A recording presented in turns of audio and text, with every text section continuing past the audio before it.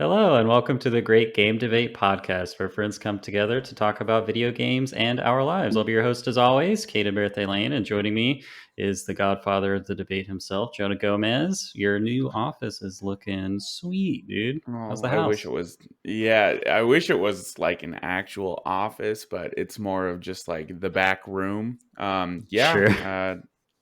I'm in my new place. Yay! Congratulations, dude. I know moving has some stress roll, especially when you have kids.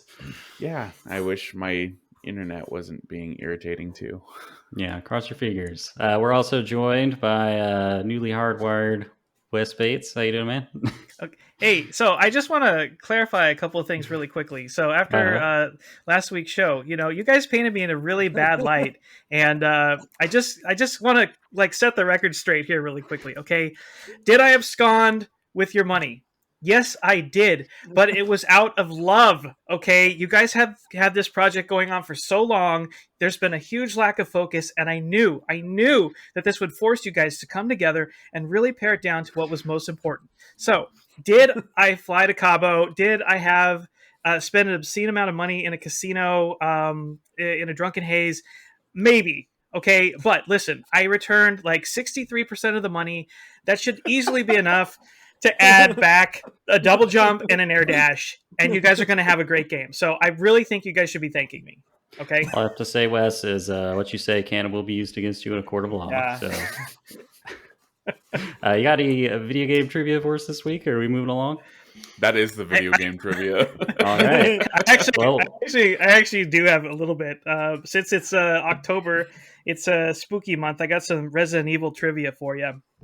So, just going back to the original Resident Evil, did you guys know that there were other playable characters planned other than just Jill and Chris? There were two other additional players additional characters who were planned for the game. One was a radio operative named Geltzer, and the other was apparently a medic character named Dewey, who was modeled after Eddie Murphy, apparently. Interesting.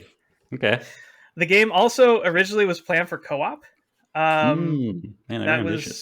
was cut out. It was also planned originally as a first-person shooter, which obviously didn't come to fruition until RE7. It sounds like it'd have been more like Time Crisis or something. I don't know. That's very fascinating. Yeah, and then one more real quick one. Did you know that the original director for the Resident Evil movie was supposed to be George A. Romero, the godfather of the zombie horror flick? Wow. Oh, and really? he was originally scripting and slated to direct the movie, and it was going to be very close to the plot of the video game. But Capcom apparently really didn't like that for whatever reason, so they canned him. And they hired Paul W.S. Anderson instead to make what he made.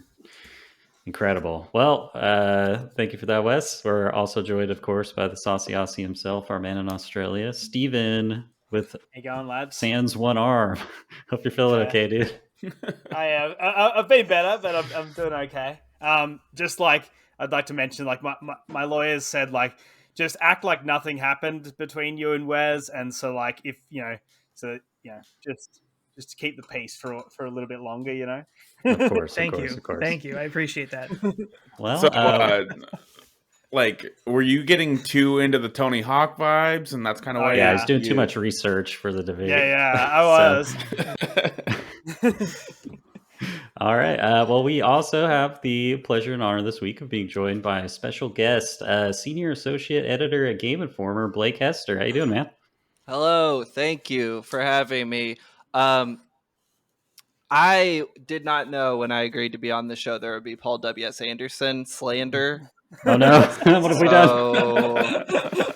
Look, swing at the king. I like the first. Okay, swing at the king, best not miss. All I'm saying is let's all watch our tone for the rest of the podcast. I'm on my best behavior. I do look up to him like a father. I have not watched the Monster Hunter movie, so I do not have an opinion one way or the other. Monster Hunter movie is good. Okay, here's the thing about Mortal the Resident Kombat Evil is a movie.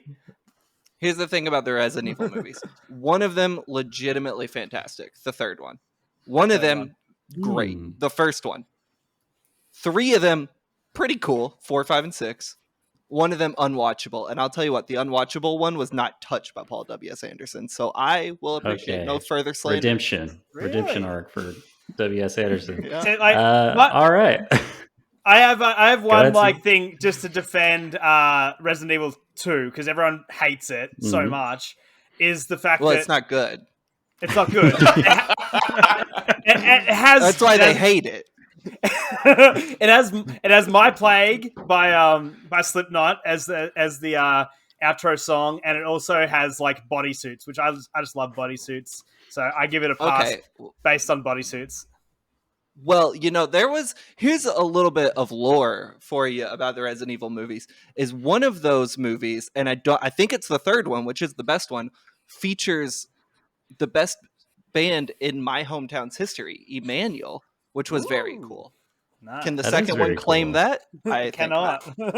They might be in the second one for all I know. I don't know. There's like a really bad remix of one of their songs in one of the movies, and I didn't even know it was in there because it's probably like the 4th song in the credits until recently. But I guess thanks for having me on the show. Is what I'm saying. Of course. Didn't we do a best video game movie debate? And it was Mortal Kombat and Resident Evil. So yes. I mean. Anderson must be the king. So there you go. Yeah, I watched that movie within the last year, the first one. Kind of that debate. No one brought an Uwe Boll movie. Well, I hope you all stopped by Max Payne's apartment in New York City and picked up your Desert Eagle because it's time for the icebreaker.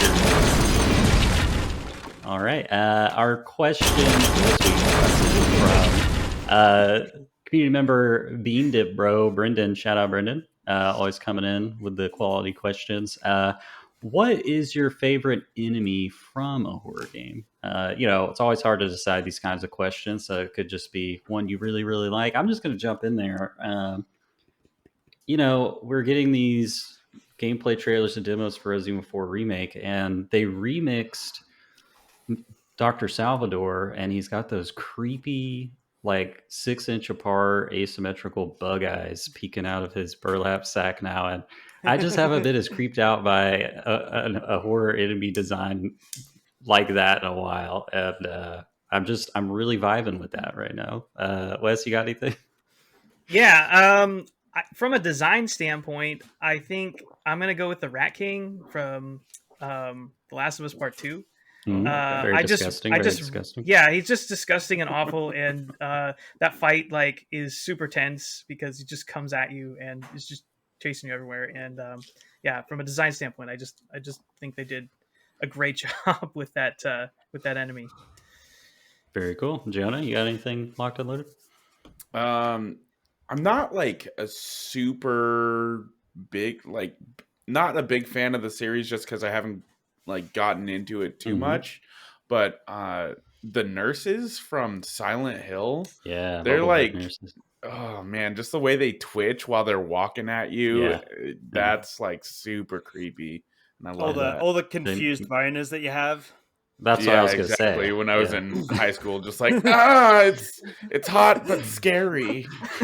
Oh no, she's gonna catch me. Oh, don't stop. Blake, what do you think? Do you have an answer prepared for the question? Yeah, probably that little man from Clock Tower with the giant garden shears. Yes. Yeah. Just a little man running around being a little menace. That creeps me out. I don't like that whatsoever. I've never played one of those games, but I assume he's scary. I assume it's not funny when he right. runs after you. It's fun to watch him running someone else, but when you're the one being chased. I don't like that whatsoever. All right, Steven, what you got for us? It came up in conversation because of the remake, and I just want to shout it out, is just the fact that the necromorphs in Dead Space 2 aren't accompanied by music. So you are just so taken by surprise by them when they just come out and attack you. So I shout out to that, just the flipping the script on horror and suspense and stuff like that, and just really making you not feel comfortable. I'm so interested in what they've teased about this, like, kind of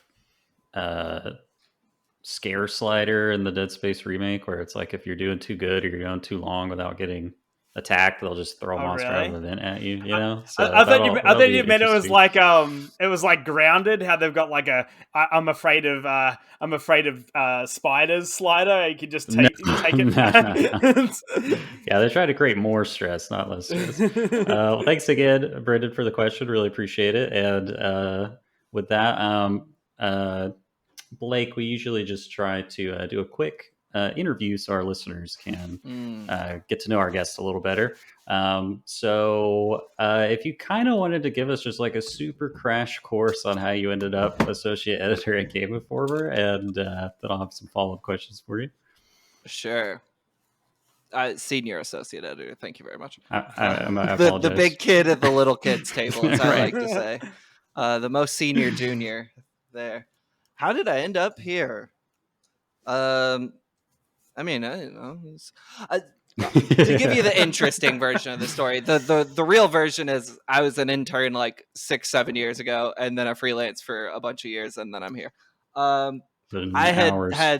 I had no aspirations of being a video game writer. I'm really not sure I even knew video game journalism was a job, because it doesn't sound like a job. And I've been doing it for nearly 10 years. It still doesn't sound like a job. And I would argue maybe it shouldn't be a job. Right. I always thought I was going to play in like hardcore metalcore bands growing up, without realizing in each of those bands, I was the bad one and everyone else was the good one. By evidenced by the fact that all those dudes have gone on to great success, seeing the world playing music, and I live in a 1-bedroom apartment in Minnesota by myself. Don't travel the world playing music. But one of those bands broke up, and I was really bored. And I was like, at the same time, I guess I had finally figured out video game journalism was a thing, because I got really into Rev 3. On YouTube. If you know, you know, it's Discovery Channel's ill-fated video game outlet. And for whatever reason, whether it be sheer hubris or cataclysmic boredom, I said, I'm going to do that too. That's it. That's what I'm going to do. I started a blog, and then I guess I wrote for like some volunteer sites for a while. I forget the timeline, and then saw a tweet from one Matt Leone over at Polygon saying, "Hey, pitch me." And I was like, I don't know what that means, but it looks like he'll pay me. And he didn't get rid of me for 5.5 years, and I freelanced forever. And then the winds of change hit Game Informer, as they seem to do, with more frequency than ever.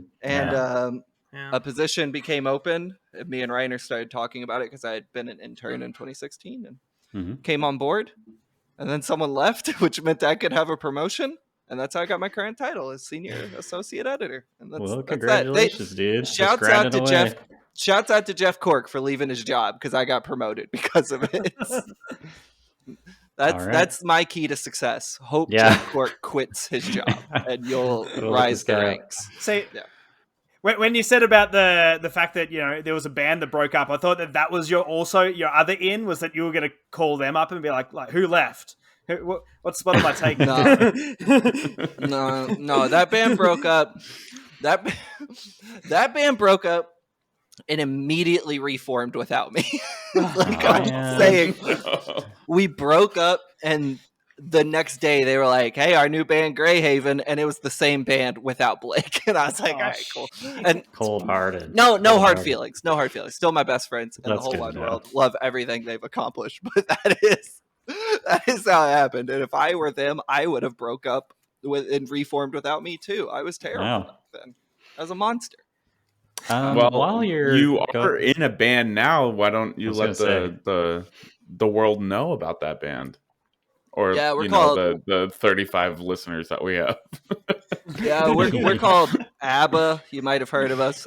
Dancing my wife listens. I am in a band called ARI, ARI, because we didn't name our band with SEO in mind, you have to look up Ari space KY on Spotify to find us. Otherwise, Ariana Grande is all that's going to pop up. Right. But yeah, it's like a hardcore outfit from Louisville, Kentucky. I don't live in Louisville, Kentucky. I live in Minneapolis, Minnesota, which makes it interesting. I'm from Louisville, though. Okay. I'm like a remote member. I do the writing, Sure. and then they play live. But yeah, we had an album come out. I guess it was this year, called Days, Weeks, Months, Years. Did much better than I expected. I didn't expect anything of it. I didn't really care one way or the other. But people seem to like it. I like it. Really, It's awesome. Yeah, thank you. I appreciate awesome. that. Yeah, we have technically been around in some form since like 2014. Wow. I was in the band previously before like I had left. I guess the timeline is a little murky. I was in a band that broke up, started writing, then joined Ari, then left Ari to focus on writing full time. And then we had like come back together in 2020. Then COVID happened, but you know, we wrote a record apart from each other, then came back once vaccines were available and put it out. Now we're writing the next one. Heck yeah, dude. That's Oh, yeah. awesome. Got the Deep Blake lore sorted Deep out. Blake lore, yeah. Ari space Kentucky. Unless you want to listen to Ariana Grande, in which case look up our actual name on Spotify and she'll pop right up. So one thing I do like to ask, are there any particular pieces you've written, either opinion pieces or reviews or interviews or anything, as an editor that you're particularly super proud of or look back fondly on or anything like that? Yeah, I mean, definitely no reviews I ever wrote. Probably none of my opinion pieces. I guess for the majority of my career, it's a little different these days just because, like, my responsibilities at Game Informer are very different. But as a freelancer, like, I was very focused on, like, long-form feature writing and reporting. A lot of it with, like, a travel slant to it. Very, like... very informed by like what Bourdain was, you know, kind of pioneered with food writing. I had tried to do with games writing. And when I say tried to do, I mean rip off wholesale, assuming my readers hoping my readers hadn't read Bourdain's books and they just wouldn't catch me. Sure. So one of the pieces I did back then that I really like as a freelancer, it was for Polygon, was a road trip I did for like 6 weeks with one of my best friends, Levi, who was a photographer on the trip. And we traveled the entire continental United States. I mean, not stopping at every single, all 48 states of the continental, but and obviously not going to Alaska and Hawaii. Sure. But stopping in pockets around the country, visiting indie developers, whether that be, you know, Genova Chin of that game company, you know, these developers who are like big names and have sold millions of copies, to one, there was a guy in Tennessee, Brandon Goins, when we visited him, he had not released his first game yet. Like, he was still learning how to make video games. And we wanted to know how, like, and this, I think my neighbor just died. It's the loudest crash I've ever heard above me. That or he's walking around or he's just walking around as loudly as he usually does. Right. Sorry, sidetrack me. The idea, and this became like a running thread throughout my career, was how learning how where you live affects what you make. So for that specific piece, it was like how someone, you know, in Los Angeles or New York, the biggest cities in America, compares and contrasts to a developer living in Spur, Texas, which, if you haven't heard of Spur, makes sense. It's like literally a dying town. Like, its population is dying out, but there just happens to be a game developer there. So that always stands out. Like, it's probably not the best thing I've ever written, just because like I was pretty new in my career at that point. But it is probably my favorite thing I've ever written, because it like kind of like helped me figure out, okay, this is what I want to do. Yeah, it sounds this fascinating. is like, yeah. And I've run with that throughout my entire career. I'm doing a few, hopefully in the future. We'll be having a couple come out at Game Informer finally, some interviews I had done in another country, which is a bit of a different beast for me. So, that one, look it up. Go read it. Yeah. No one did when it came out. Hester. Aw, the terrible uncultured traffic. swine. It would be so great if, like, 6 years later, Polygon's like, traffic to this thing is out of control. What happened? Yeah. You should Yeah. just copy and paste the article like on a Game Informer now and see if it does better today. Well, look, Is it plagiarism if it's your own writing? no, it's not plagiarism, but they own it, so Right. I would get in a You lot paid the of money. trouble. Yeah, I don't know where it would perform better, and I'm scared to say the answer I think is true because my bosses might not like that. Ooh. What if you wrote an article about the article that you wrote? This is the key. This is the key. You know, it has been weird. Like, I really like the idea of writing sequels to articles, Oh, and I've okay. done that a couple times. Like, there was one I did early in my career at Game Informer that was like, at Polygon, I had written this big, like, behind the scenes look at Rockstar's Agent. Kind of the early prototype of that existed before it was announced, when it was still a Rockstar San Diego project. And when I was doing that, I kept hearing these like loose threads about this trip, a reference trip to Cairo, where like the police got involved and they had to you know, do this like weird covert operation to get them out of the country. But like I never got enough info to run it. And I always wanted to. So at Game Informer, I finally got the interviews I needed to do that story. So I ran basically a sequel to the story, and it was like, here's that other thing.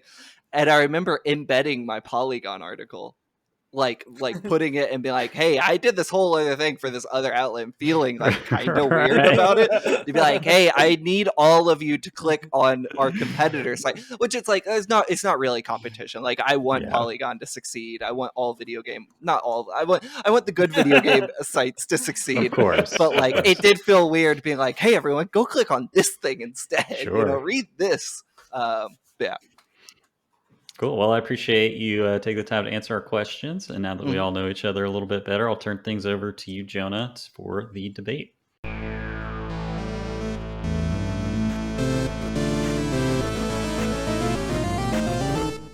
Welcome back to the debate. We've got a fun music-themed episode with Steven representing Tony Hawk's Pro Skater 2 versus Blake Hester representing Tony Hawk's Underground and the soundtracks that are in those games. Each contestant will have 2 minutes for their opening statement, 2 minutes for the rebuttal, and 2 minutes for their close. I did not prepare enough, so we will not have an assist trophy. That is on me this week, and I'm sorry, everyone. No worries. But Blake, as our guest, would you like to start or close the debate today? Close. Okay.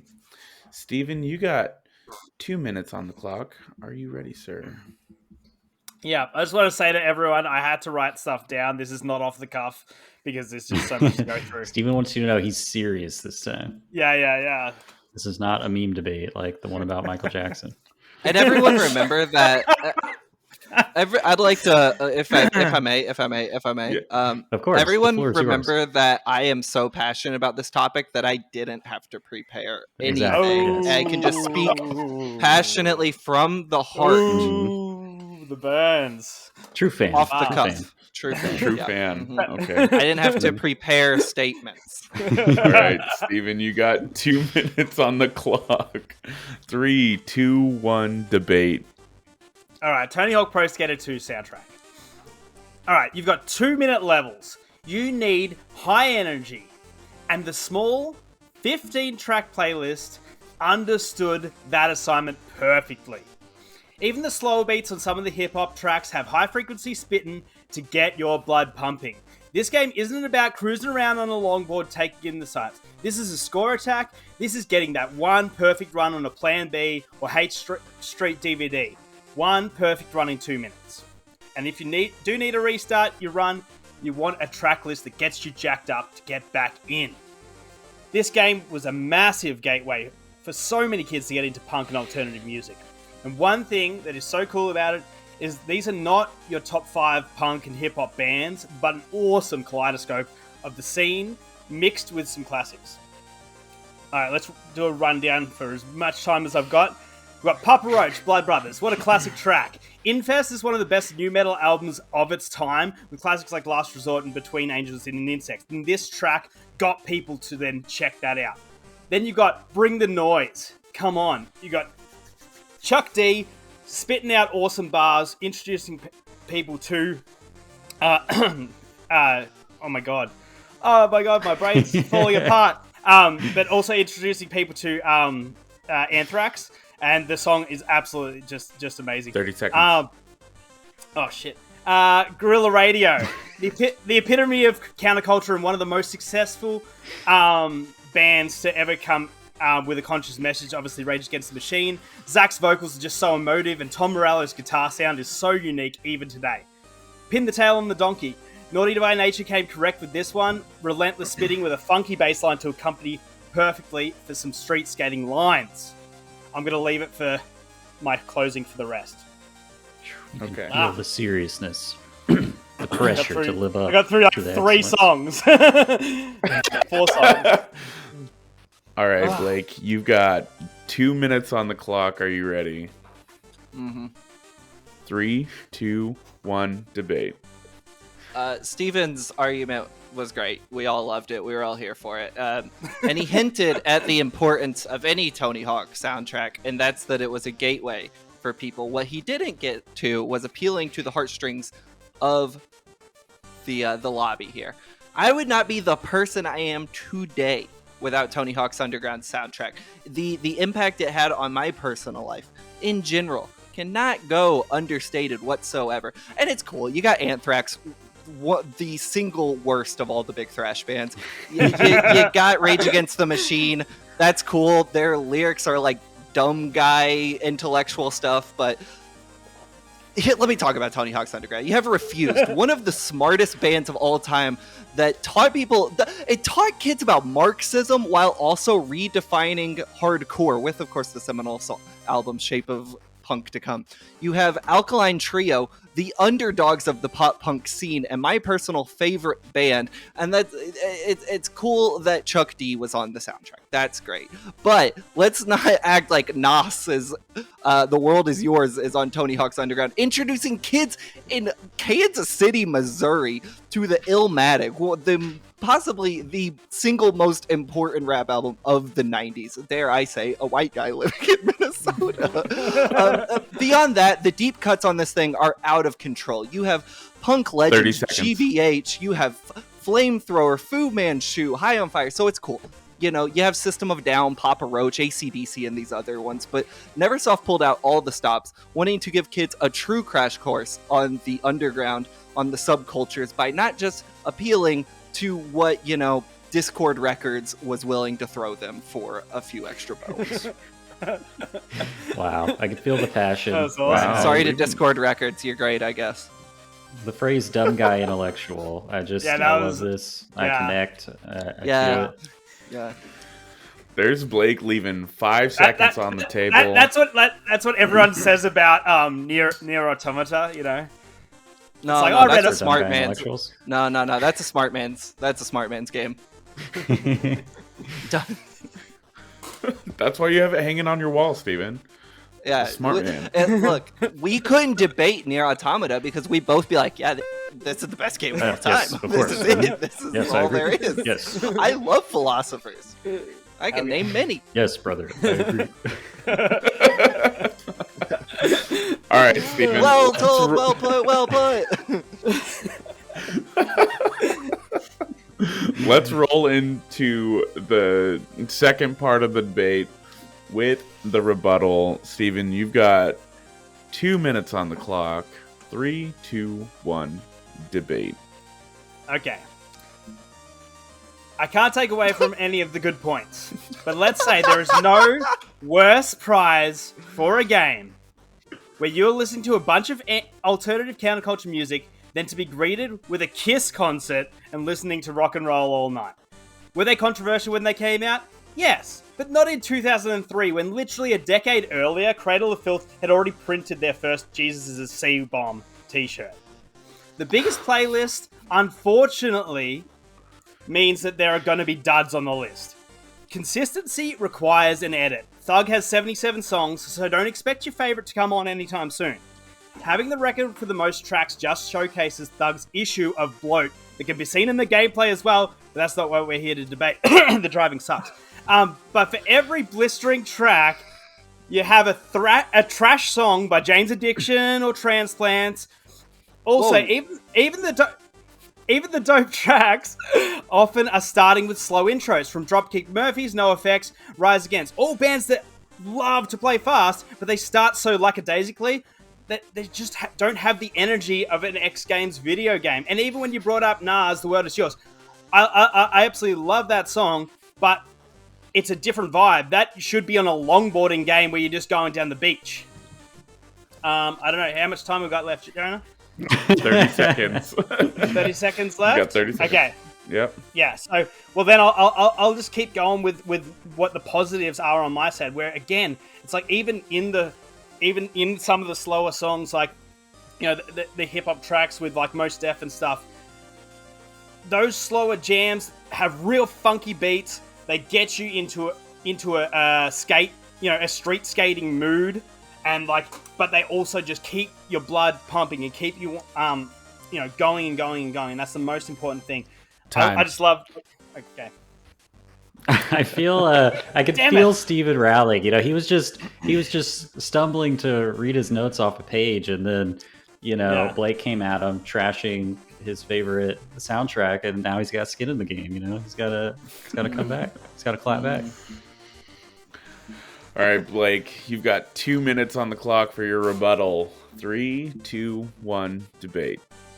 I respect your willingness to come on your own show and prove to the world your lack of knowledge about skateboarding and music and the relationship thereof. People, were you clawing your eyes out the same as me? I must be blind now. The fact that not every song is some less than 2 minute banger speaks to the wide reach of music and skateboarding. Lest we forget, Guy Mariano put a Herbie Hancock song in one of his skate parts in the 90s before the Tony Hawk explosion.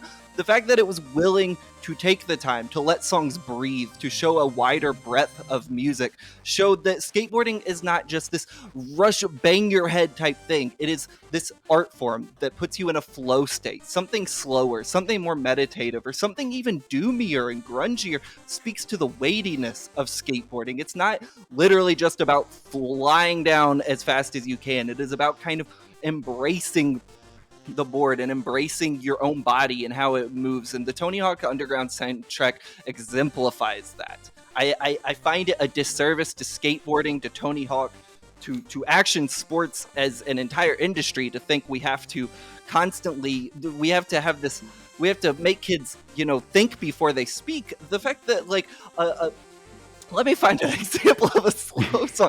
The fact that Clutch has a song on here that begins with like 2 minutes of just a ride seconds. bell and like a slow doom riff that makes you really wait for the impact, makes you kind of feel like you're going through what it's like to skateboard, to fall constantly and you have to get back up until finally the impact of that song impetus hits and you land your trick on the downbeat. That is true skateboarding right there. Also, don't ever come at the Transplants again. That is a phenomenal album, and I will not stand for this. That's Paul W.S. Anderson. Now, my man Tim Armstrong, Travis Barker, and Skinhead Rob, you're out of your damn mind. California Babylon. Time. Wow, what an incredible rebuttal. I think I did that all in one breath. I felt the tears at the end, yeah. You guys know in The Legend of Zelda Wind Waker when you do the auction mini game and you can bet like so high that it like stuns the other. That's what I feel like's happening to me right now after that rebuttal. I'm just like, whoa, I just can't even. Yeah. All right, Steven, let's close out this debate with your closing thoughts. Round one, Steven, you've got 2 minutes on the clock. 3, 2, 1, debate.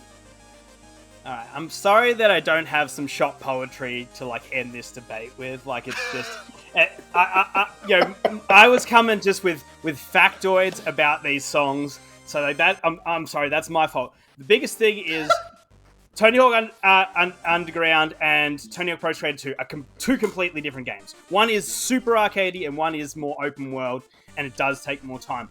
I just prefer the energy that I received from the Tony Hawk Pro Skater 2 soundtrack, because it literally, like, it molded my entire genre of music that I like listening to, because it mixed up punk and metal and hip hop. And so, like, the entirety of metalcore is a mashup of the soundtrack of Tony Hawk Pro Skater 2, and that, like, is a legacy to be proud of. And so, like, you know, just quotables like, you know, from Alley Life with, like, out with the old, in with the new ish, like, you know, that just spoke to a generation of kids. Like, and, like, even thinking about, like, in Heavy Metal Winner says, you know, you can make a difference, get up and make a stand. Again, like, yeah, these were rallying cries for the counterculture, like, to stand up and have your say.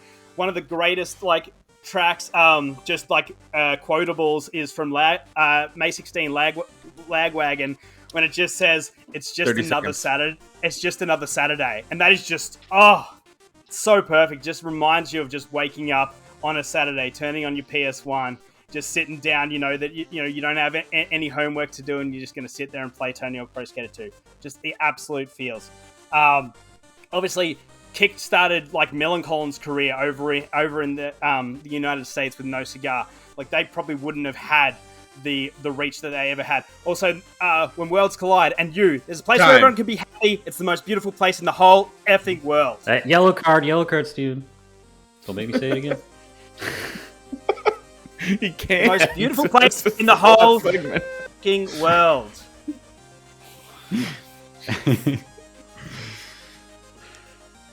Did you get that, Blake? Yeah, I think so. I think I might have.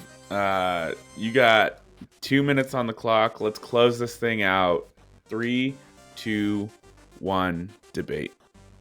In Tony Hawk's Underground, you do a McTwist over a literal flying helicopter while New Noise by Swedish hardcore band Refused plays at top volume. I forfeit the rest of my time. Thanks for having me.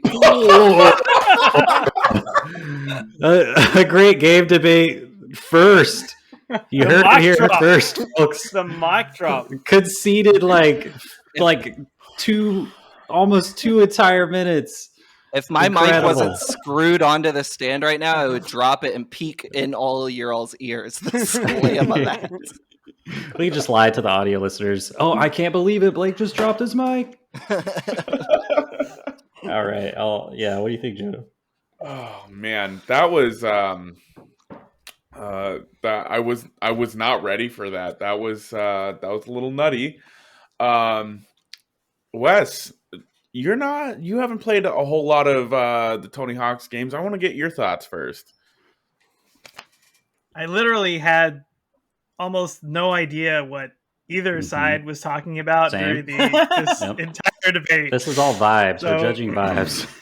The one thing I could say, the vibes were bad from both of us. So I mean, I respect the hell out of the passion that Blake brought to his debate, and it's clearly something that he is that means so much to him. That said, I have been on this show for like, I don't know, like, what is this, episode 51, something like that. Yeah, we're about to hit 2 years. Yeah, so and I know, like, Steven's typical style of debate, and the amount of preparation that he put into his debate is just, I mean, I could tell what this means to him as well, just because I know him and I know how he typically styles his debate, and I just have to give him my point, because I could tell how much he cared about the topic by how much effort he put in, to the fact that he broke his arm, like into the zone for this debate. And so that to me is real passion. And so I'm giving Steven my point. Excellent. We got 1 point for Steven. Excellent. Caden, let's get your thoughts since I guess I'm like you're literally coming somewhat from out like of the the loop. yeah, I'm like on the opposite end of the spectrum from Wes. Like I'm just coming off of playing Ghost of Tsushima, so I'm like really into like the quiet moments in video game thing. And you know, just based off of this debate, I feel like if I go try to learn skateboarding with Steven right now, like he's gonna be like pushing me full speed off a half pipe, so I end up like with something broken. But if I go skateboard with Blake, we're just gonna like be cruising, you know, down a back road in the middle of the woods, Right. playing some like contemplative, like slow music, you know, it's gonna be like chill. So like Right. I don't know what a McTwist is, but I want to do it over a helicopter. So I'll make it Blake on point. Getting those And all Metal of Gear that's true. points there. Mhm. Jonah, All right. you must decide. Dude, this is I'm so glad that Blake brought up the McTwist over the helicopter. That is the mic drop moment in that game. Right. That game is Right. excellent. I grew up playing both these games, and I definitely put more time in Tony Hawk's Underground, but I was a stupid kid who didn't really pay attention to the music until I got into like high school. Honestly though, going off of both these debates, like Wes is right. Steven does have this format for his debates, and I love everything that Steven brought. He was able to bring gameplay into how the soundtrack fits in with the gameplay, and I really appreciate that because we are talking about games on a gaming podcast, and that's awesome. But just the sheer will of the mic drop The moment that Blake brought. Oh my God. I'm sorry, Steven. I have to give it to Blake for this Right. one. That was Top 10 game debate moments. yeah, for sure. Tony Hawk's Well, Underground wins yeah. again. Like I would have easily, I would have easily voted that way as well because I prefer off the dome debates, and so like that alone like wins it easily for me. But I just want to have some clarification. The reason I brought up Jay's Addiction and Transplants is because I was playing through the playlist on Spotify, and I'm like, okay, let's just click on some of these tracks. Like, there's going to be some duds because that's it. The good bands have good songs, but they start out slow, and I'm just like looking just for some straight duds. I'm like, click. Oh no, that song's awesome. Click. Oh no, that song's awesome. And I was like, go on. And I'm like, oh, Jane's Addiction. Yeah, well, that one's trash. And then like that Transplant song, just whatever it was, I don't know if it was the mixing or the recording or whatever it was. Just that was one of the weakest. And obviously, I already brought up like Kiss and stuff, and I wasn't going to bring that up again. But yeah, so the underground hit, like underground punk tracks on the Thug soundtrack are freaking awesome. Very interesting, Stephen. I'm afraid it does not change the decision of the judges panel, but thank you for I'm shouting out the Thug soundtrack. Of course, our Discord members are the final adjudicators of the winner, so please vote in our Discord. What?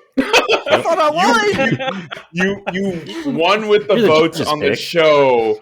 But, okay, that's what counts. I'm sorry, listeners. You're great and we love you, but that counts to me. Here now. But the community gets the vote, and so go to Cast Your Votes channel on the Discord. Place your vote. We'll have that up in a couple days, and we'll announce the true winner, the true ending at the next recording. Speaking of the true winner of the debate, last week we didn't really have a debate, but we did put a vote out still for the different best game mechanics that we're gonna video game mechanics that we're gonna have in our game. So we had Coyote Time, Grappling Hook, Parry, and Slide, and Coyote Time didn't get any votes. Yeah, no votes for Parry and Slide only got one vote each, and then Grapple Hook got a whopping 11 votes, just killing everything. So landslide that's victory. what we're People going to love the design. grapple That's hook. what we're going to put most of the rest, or put the rest of the money that Wes didn't embezzle.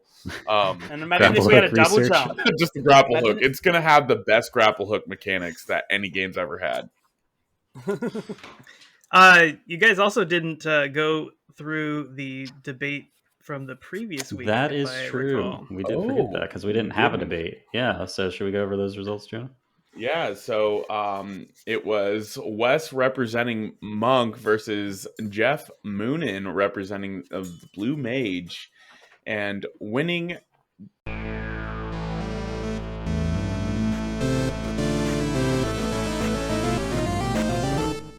All right, it is time for the pitch, wherein a few of our panelists will have 2 minutes to give us an elevator pitch on a mystery game, and the rest of us will decide whether we will buy the game or not based on the pitch. So this week we will have Blake and Jonah pitching. Jonah, if you'd like to step up to the pitcher's mound to show Blake how it's done, and I'll count you down.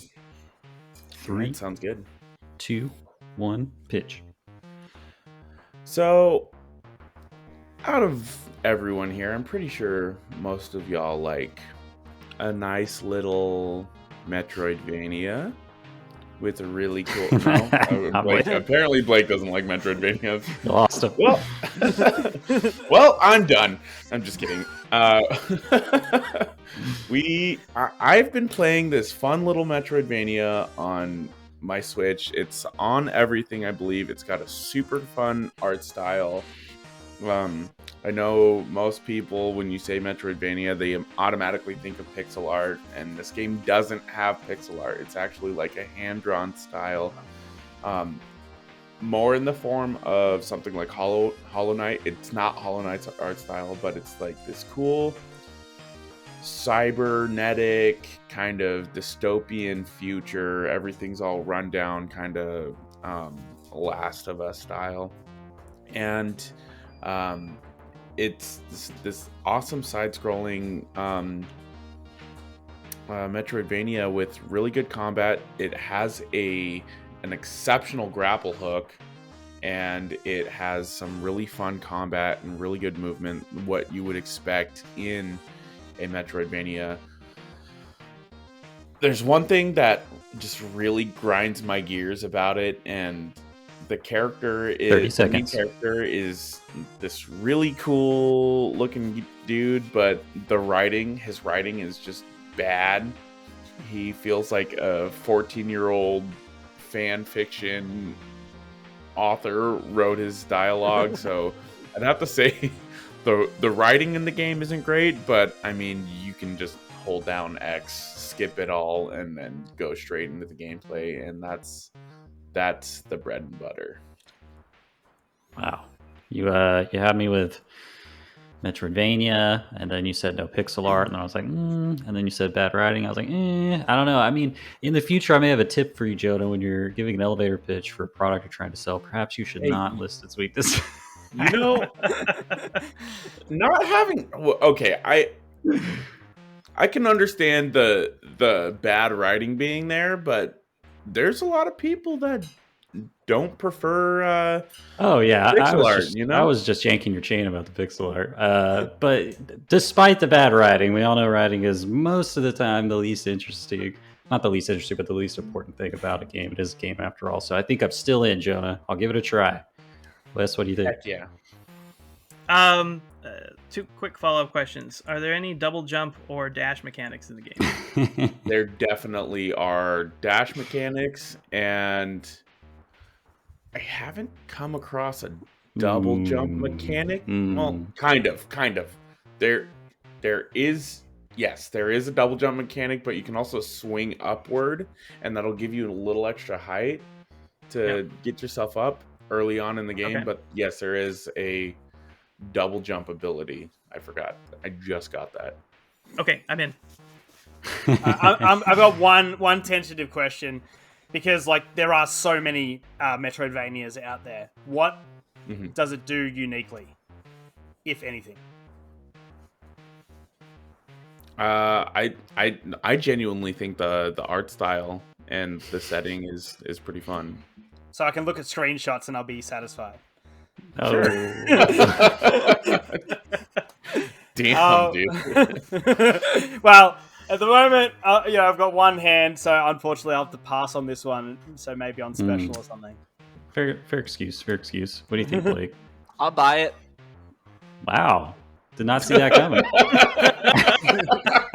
I hate Metroidvania. All right, I'll buy it. Tell Blake what he has won. It's a game called Hack or Hawk. I don't know how it's pronounced. It's HAAK. It's super cool, dude. You guys know me. I kind of bounce off of Metroidvanias a little bit, but I've stuck with this one, and the combat is like nice and challenging in a way that you would like. The Metroidvania for the non-Metroidvania fans, you might say. Yes. Oh, this looks cool. I'm glad I bought this. Yeah, you told me about this, I think cool. when it came out, and I watched the trailer, and I was like, oh, yeah, okay. Yeah, this is How much did you drop my for style, it? So. How much was it, China? I went to GameStop and I used Oh, really? you know how like if you're a Power Up member you get like $5 off anything. I went and bought a Nintendo eShop card, a $20 one for $15. So Yeah. I bought it. It's for, like $18 on Steam. So yeah, I think I got it for That ain't $16 on the Nintendo eShop, but I really only paid $15 for it, so that was sweet. Nice. Cool. Well, thanks for putting that on my radar. I'd not even heard of this one. So that's pretty sweet. So with that, it's time for Blake to approach the pitcher's mound. All right. Sure. All right, folks. He doesn't need a countdown. Let's get this out of the way. We all like third-person shooters, right? Great. Okay. Have you ever? But a little more unique. Have you ever wanted to explore the back alleys, side streets, and less non-tourist visited areas of Shanghai? A little different, huh? Yes. While playing a game with a wholly unique camera system that you have not seen in, dare I say, a game before or since, while, and this is all the rage right now, exploring the effects of violence and nihilism on your characters, but unique to this game, contrary to games like, say, God of War 2018, this does it well and interestingly. And while it might not on the surface have the emotional depth you're looking for from other games, perhaps it does so in a more accurate to real way. All the while, you have all your normal stuff you love. Explosions that truly look unlike anything in any other video game. Wild shootouts through the streets while pandemonium goes everywhere. I'm talking things flying at the screen. You know, the things you love. Naughty Dog did it, and we all praised it, but this game flew under the radar. No one wanted it. They said it was too ugly. But here's the thing, I'm here to tell you. It's one of the 10 best games ever made, and let me sell it on that alone. It is one of the 10 best games ever made. I forfeit the rest of my time.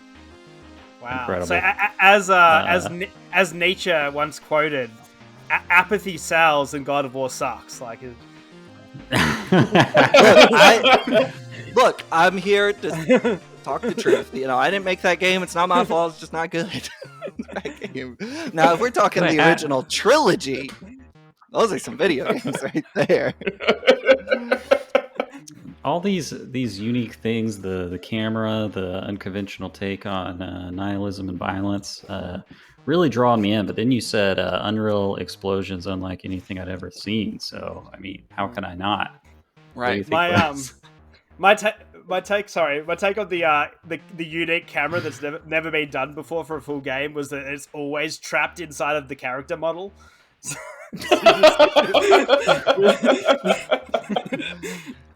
That's a first-person shooter. This is a third-person shooter. Did you say, Stephen, whether or not you're biting on this one? I am actually, probably the least likely to play a third-person shooter other than like RE4. Fortnite. Yeah.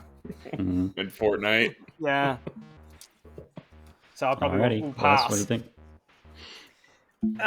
Just knowing what Blake has told me about some of his favorite games, I think I might have an idea of what this game is. But this time, his passion has won me over. I definitely feel like what he said about this is definitely piquing my interest here. So okay, Jonah, what do you think? Like Wes, based on just listening to Blake on like the Game Informer show and like past like audio clips, true fans. Stuff, I think I might know what this is, but yeah, I'll bite. I've actually never, if it is what I think it is, I've never played it, and I am curious. That's right. You all are now the proud owners of Kane and Lynch 2 Dog Days. Okay, yeah, I literally never played it myself.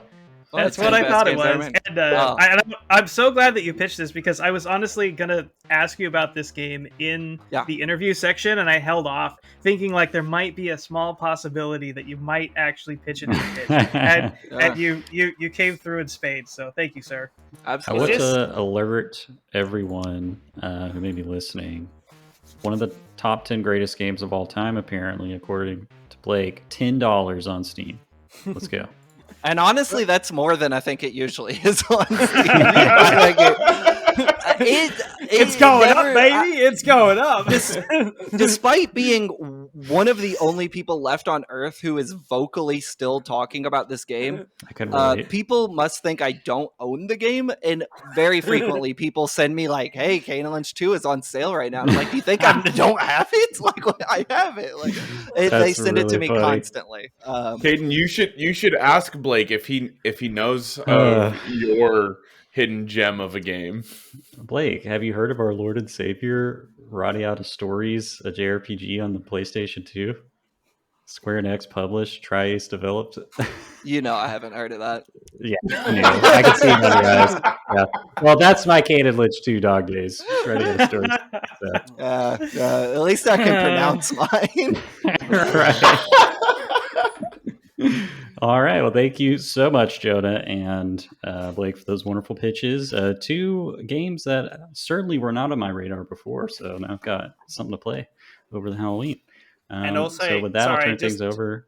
Go ahead. Just jumping in. If you just flip the Metacritic rating of Kane and Lynch 2 upside down, that's a 99, baby. Now look, all I'm gonna say about that. They persecuted Jesus. That's correct. Yep. They hated Jesus because he was right. That's all I'm saying about the Kane and Lynch 2 Metacritic score. All right, that's all I'm saying. You know what's interesting is it has had a renaissance in recent years. I think that game is being. It's interesting how that happens. I don't think people are gonna like completely flip on it, but we're seeing the same thing with Rob Zombie's Halloween 2 right now, where people are like, "Hey, wait a second, this is amazing." People have definitely gone back to Kane and Lynch 2 and been like, "Oh, this is a really interesting game. It plays like."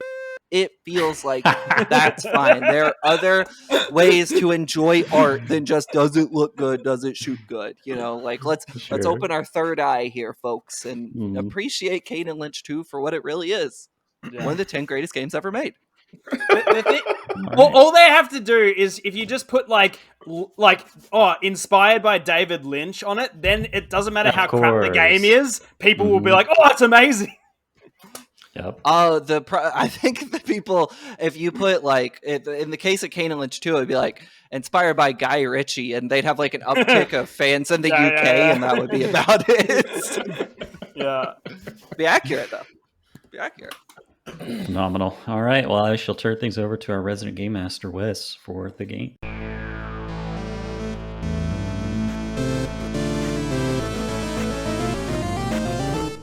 All right, well, welcome back. For the game, we are playing some back-of-the-box trivia today. I've got, I think, 10 games here.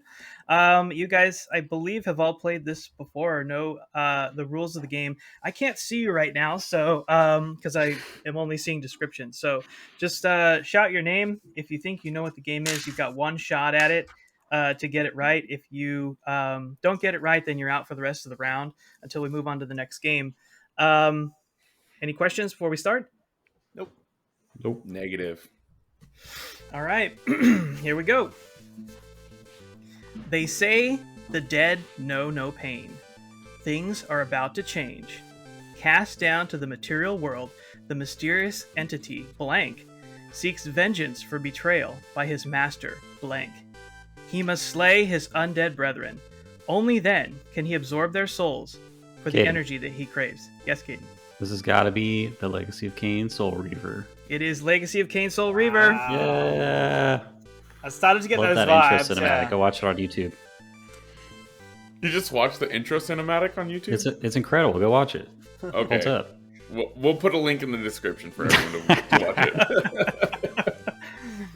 All right, nicely done. All right, game number 2. Timber the Tiger's parents picked a fine time to go on vacation. When they come back, they're going to be faced with an island trashed by the spiteful space bully Blank, unless the local animals can do something about it. So, join Blank as he teams up with Timber the Tiger, Pipsy the Mouse, and Taj the Genie in an epic racing adventure unlike anything you've ever experienced before. Racing Steven. Yes, Is Steven. is this Diddy Kong Racing? Yes, it is. What? Oh! There's the villains from space? Yeah, Oh my God, Witch that Pig, makes so much the sense. evil space pig. Yeah, the Wow, genie, okay. and then like I was like, "Who's Timber?" I've heard of that name before. I was like, I yeah, have that's fun. 2. Oh my God, way better Wow. than Mario Kart 64. No, Hands it's down. not. The drifting Yes, it sucks. is. I wasn't gonna Drifting say sucks. You can fly planes. And It's the so Back on weapons- track. rad. Back on track. And the weapons are super uninspired. So Calm down. You're uninspired.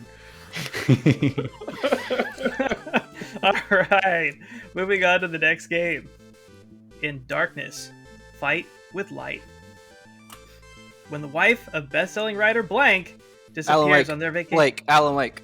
Oh, I had it. Too. All right, I'll allow it. Please call out your course. name next time. I did. I said Alan Wake. Blake. You said Alan Blake.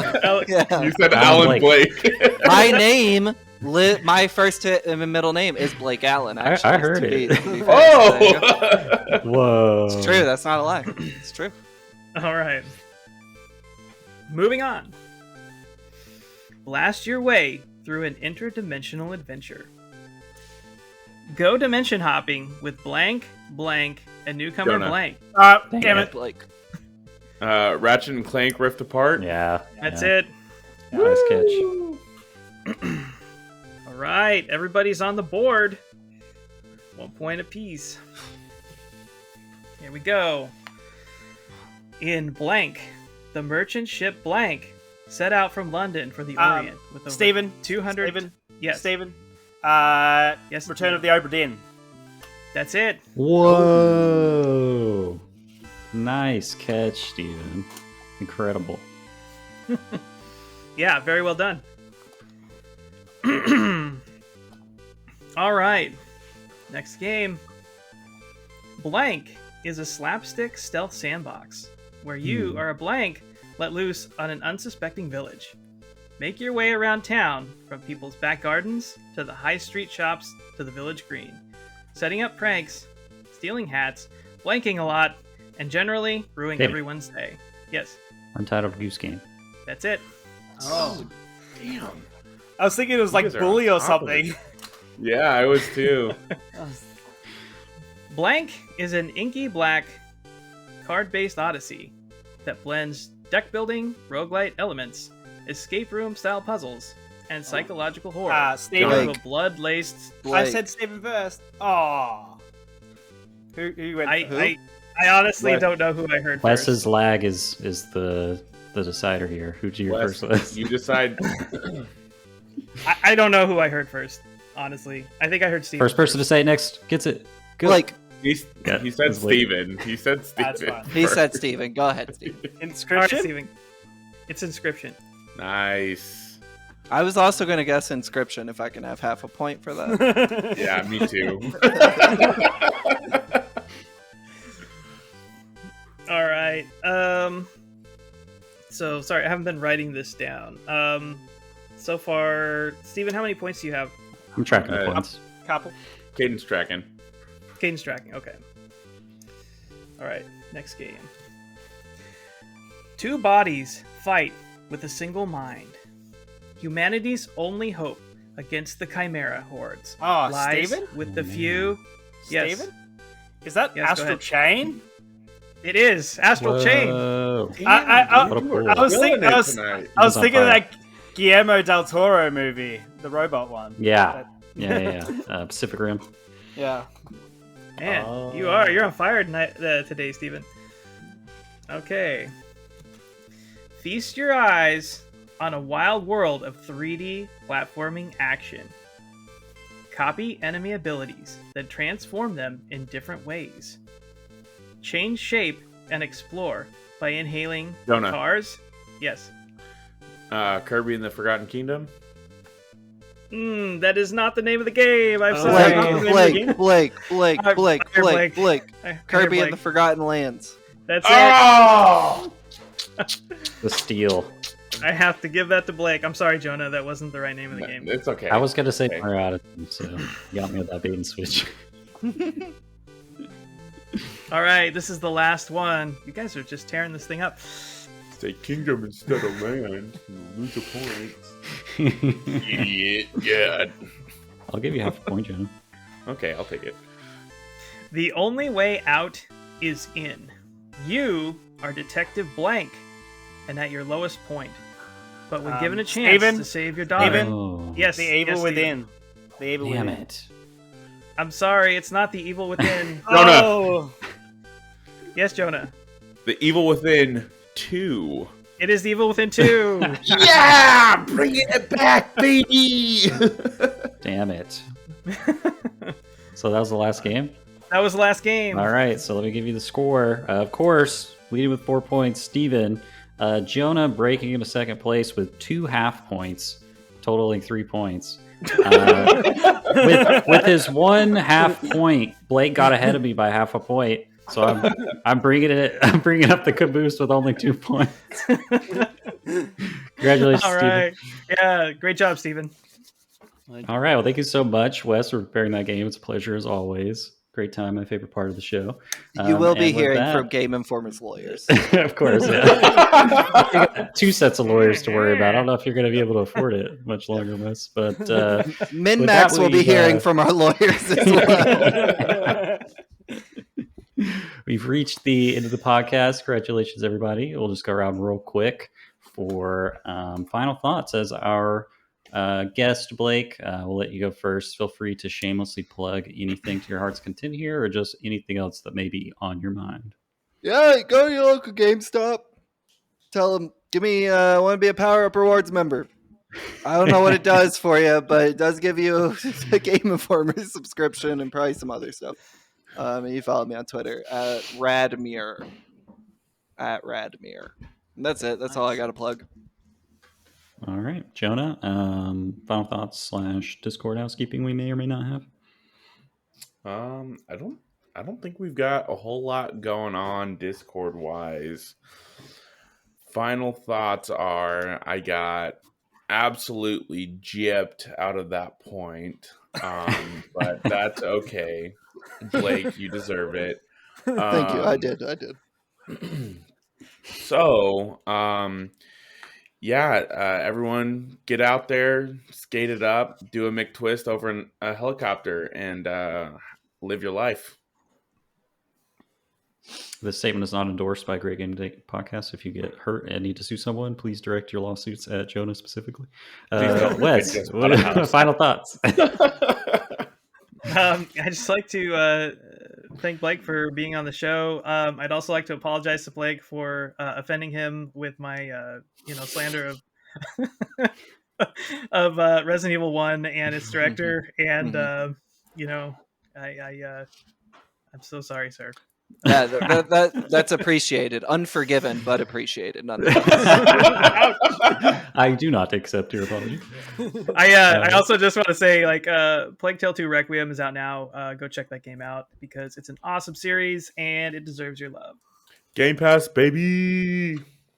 Sweet. Steven, final thoughts. Check out both the Tony Hawk Pro Skater 2 and Thug soundtracks on Spotify. People have the full Spotify playlists on there. Go check them out. They've got absolutely cracker songs, and you might find a band that you want to deep dive on. There's some absolute gems in there. The only other thing I can think of is if you are above the propellers of a helicopter, won't you get sucked in? I've never thought of that before. No, you wouldn't. It's very clear in the game, which is a documentary, that you just Yeah. It's a physics simulation. I heard that the military use it for testing purposes. That's right. That's true. Wait, no. Okay, hold on. I don't know how helicopters work. You admit it. But why would you get sucked?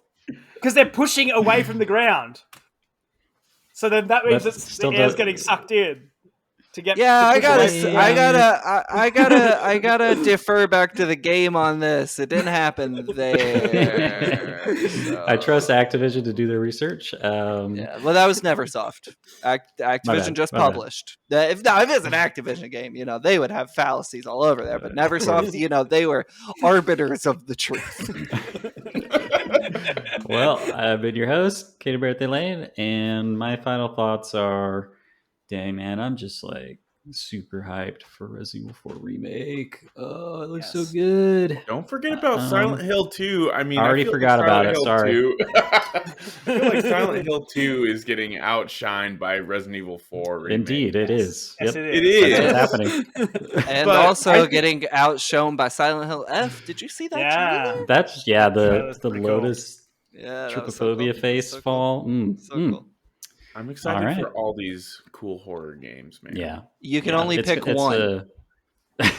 My wallet that's right. only can afford one. So honestly, that's the truth right now. yeah. And that one will be Resident Evil 4 remake. But yeah, so that's the show. Thanks so much again, Blake, for joining us. And as always, happy gaming. Bye. Bye.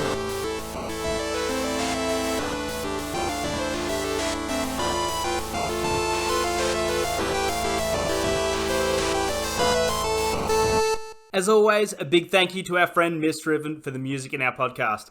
If you like what you hear and you want to check out more of what they have, you can pay them a visit on Twitter at MISTRIVEN719 or on Bandcamp at Misdriven. Thanks again for tuning in. Till next time. Babe, you're still going to be in the shot at the end of the show. A little Easter egg.